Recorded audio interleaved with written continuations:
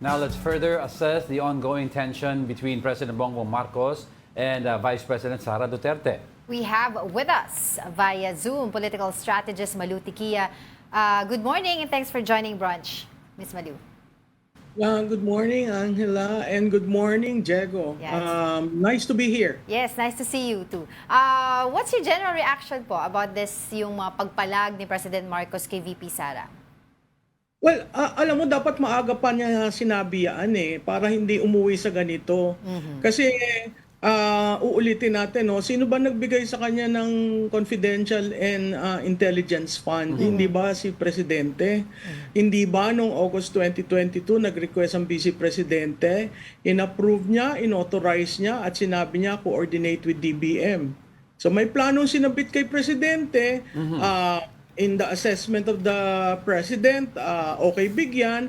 So dapat hindi nga ang sumasalag ang Office of the Vice President. Hindi ba dapat siya ang nagsabi?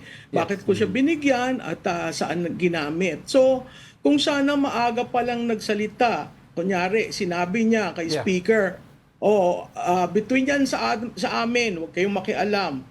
Madali sanang natapos ito Ang problema, hindi siya umiimik at pinababayaan niya ang persecution na nangyayari sa Vice Presidente. That's good you mentioned, Ms. Mulu, about yung silence. No? Kasi a lot of people were saying that finally, well, nagsalita na rin si Pangulo.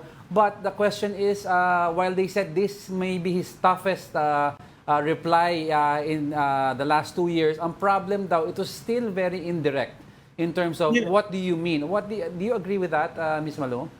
Yes, I agree with that, Diego. No, when the president takes center stage, this president does not really like doing a national address, having a conversation with the Filipinos. No, in his 2 and 5 months in office, wala naman siyang pakikipag-usap sa bayan na nangyari. So itong tape na video at release yung script bago tinape, kita mo, I guess it's his way of sensing nasa akin ba ang public dito. At makikita mo pagkatapos na nalaro yung video na napanood ng taong bayan, makikita mo yung reaction These days kasi ang hindi mo nakikita ang reaction sa taong nasa labas. Nakikita mo ang reaction dun sa emoticons.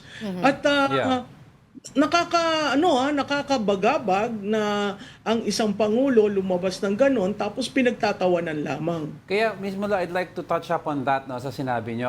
Do you think he could have been more specific in regards kung ano ang gagawin ko, ano yung ginawa niya sa akin na mali? Or could he have done this earlier para medyo ma-avert itong kaguluhan na ito and early on na settle na itong issue? Yeah, tama ka dun, Diego. No? Early on, nung question pa lamang sa budget at binalasubas ang Vice Presidente, dapat sinabi na niya yun na, Speaker, tigil niyo yan. Ako ang nagbigay, ako ang nag-authorize niyan. Wag niyo na niyang pag-usapan. Pwedeng ganun Pero inalaw niya.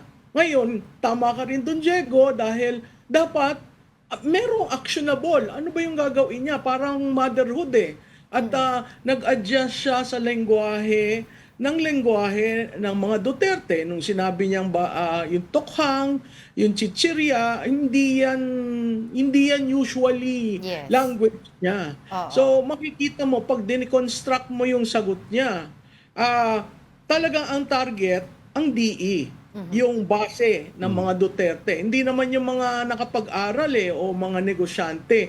Kasi ang negosyante at nakapag-aral, ang tatanungin natin, how do we resolve? Kasi walang kwan In effect, walang resolution. At pag walang resolution, ang bayan ang naghihirap, ang bayan ang nag-iisip. Paano ba ito? Paano ba natin maipropromote ang ating Pilipinas kung ang dalawang ating mga leaders nagbabangayan? At makikita mo talagang kahit nga yung sagot ni Vice Presidente, nagulat ako nung in-invoke niya si Benigno Aquino. Yes. So sa tingin ko hindi mare-resolve na may mga kampo nagsasabi na tigil muna, mag-usap. Sa tingin ko tumawid na tayo doon sa tulay Irreparable na, sa tingin nyo? talagang confrontational. Sa tingin nyo po, irreparable na? Oo, Angela, very irreparable. Pagka kagabi, nagsalita rin ang dating Presidente Duterte. So, makikita mo na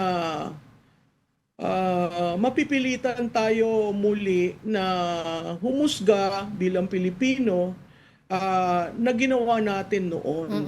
So from President Bongbong Marcos, let's go to the sister. Senator Amy Marcos, nagkaroon hindi na pulingid sa kaalaman natin yung mga statements si VP Sara regarding sa kanilang ama, yung kukunin yung labi, tatapon sa West Philippine Sea, but she stood by her, no? Senator Amy Marcos. What do you think ngayon? Ano ba dapat? Kasi nung nandoon sa Veterans Memorial Hospital, yung Chief of Staff ni Vice President Sara Duterte, she also went there, 'di ba? Along with sila Senator Bato de la Rosa, Senator Bongo, etc. She visited the Chief of Staff. So ano ba yung dapat niyang gawin? Should she maintain this kind of friendship with the Vice President Sara Duterte, o dapat bang dumistansya na siya dahil may sinasabi na tungkol sa pagpatay na, no, sa presidente itong si VP Sara? Angela, napakahirap ng posisyon ni Senator Amy, no? Una, siya ang guardian ng ligasiya ng kanyang tatay. Makikita mo naman sa pagiging senador niya, parating yun ang ini-invoke, parating sinusundan yung mga programa ng tatay niya, parating nagiging alituntunin niya sa public service yung mga sinabi ng tatay niya. Napakahirap dahil siya ay isa sa 2 gobernador na sumanib at tumulong kay Presidente Duterte. So merong ganong historical. Masakit dahil kahit nakabalik na dito sa Pilipinas ang pamilyang Marcos, si Duterte lamang ang nagpalibing sa kanyang ama. Masakit dahil siya ang nagkumbinsi. Actually, siya ang nagtayo ng unit team. Architect, oo. Napakahirap. Wala akong mapapayo sa kanya.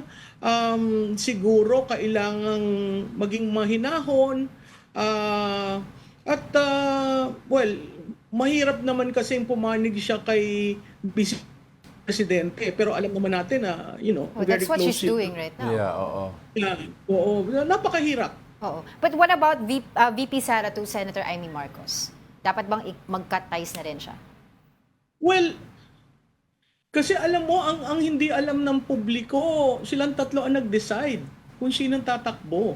Sila lang 3. Wala doon ang unang ginang, wala doon mga strategy. Sila lang 3 nag-usap. At doon sinabi ni Vice Presidente, ikaw na ang tumakbo.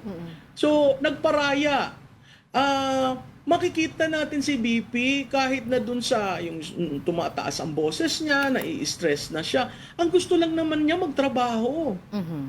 Ulit-ulit na sinasabi, magtrabaho na tayo. Halika na, gawin na natin ang dapat nating gawin. Siguro hindi niya talaga nakilala si Presidente Marcos. Siguro doon sa promiso kasi na silang 3 ang nag-usap, nawala kasi si Senator Amy sa governance. Yes. So yun, very telling kasi kung yung nagtayo ng unit team hindi kasama sa governance, sino ang tulay ni Vice Presidente? Nakita natin talagang tinatabi siya. Miss Mula, I'd like to ask, no, in your opinion, ano ngayon po ang impact nitong nangyayari, no, between the Duterte and the Marcos camp sa upcoming elections? Because we all know yung Marcos brand is carried by Senator Amy Marcos, predominantly also with PBBM. Hati sila doon. And si Senator Amy is, ika nga, nasa gitna po. No, so how should voters take this, yung mga loyalists ng Marcos or Duterte, and how will this impact yung mga ini-endorse na this coming midterm? Well, maganda yung tanong mo, Diego, no? Malaki ang impact nito sa eleksyon. Makikita natin ang bawat kampo, hindi naman talaga seryosong gumagalaw. Hindi katulad dati nung mga ibang panahon, ang pre-campaign maingay na. Pangatlo, ang sinet up ng alyansa or the admin party are people who can win on their own. So kung titingnan mo yan, 6 dyan ang kayang tumindig on their own without any endorsement. 6 ang kailangan ng tulong. Nasaan ang kapatid, si Senator Amy? Nanalo siya rank 8 noong 2019. Tumataas siya. In fact, naging 4. Pero ngayon, parang bumababa siya. So she's suffering because of the Marcos brand. Can the president endorse? I don't think he has an endorsement power like the former President Duterte. Very critical rin yan kasi sa pagpupulso namin, nakikita namin galit ang taong bayan sa Yeah. mga nangyayari. Dati kasi alam mo, Diego, ang korupsyon, parang yan yung ang kandidato, may ilang babae. Okay na, sige na. Dati umabot tayo dun sa punto, bago ng kay former President Noy Aquino, ang corruption hindi na pinag-uusapan, given na. Pero these days, talagang masusuka ka dahil talamak at ang binabawasan, pondo ng bayan. That's right. So ang taong bayan, malaking impact yan sa kampanya. Ngayon, ang administrasyon may control sa pera at sa makinarya. Bago ang machine na Miro system, Yeah. hindi natin alam pa yan kung paano gumana. So malaking question yun doon. Kakayanin ba ng oposisyon? Ang isang problema dyan, hindi pa na-define sino ba talaga ang Yun. oposisyon. Tama po, Miss Malu. Oo, Sino okay. ba ang oposisyon? Yes, oo. Kaya ang taong bayan naguguluhan eh. Kasi sa tracking namin, tinatrack namin yung supporters na pro-administration at anti-administration.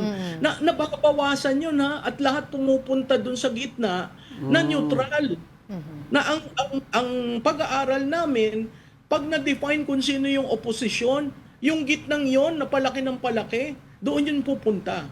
Ms. Malugo, I want to go back dun sa usapin ng confidential funds. So dito talaga nag-ugat ito mga pangyayari na ito. Do you agree po ba na itong si VP Sara, yung kanyang latest behavior ay diversionary tactics lang para hindi masagot itong mga tinatanong sa kanya sa House? Kung syempre yung mga netizens, nakikialam din sila, meron din sila mga opinion dito. Ang sa kanila, kung umattend daw siya, di ba, first hand nung hearing, hindi na daw po nangyari ito. Oo, tama sa isang banda na dapat umattend siya ng mas maaga. Pero ang titingnan natin, kaya hindi siya siguro umattend ng ganun kaaga dahil siya ay vice presidente at DepEd.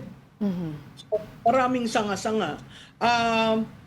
Yung pagtawag sa mga tao at nakita naman natin lahat na halos tinawag, no?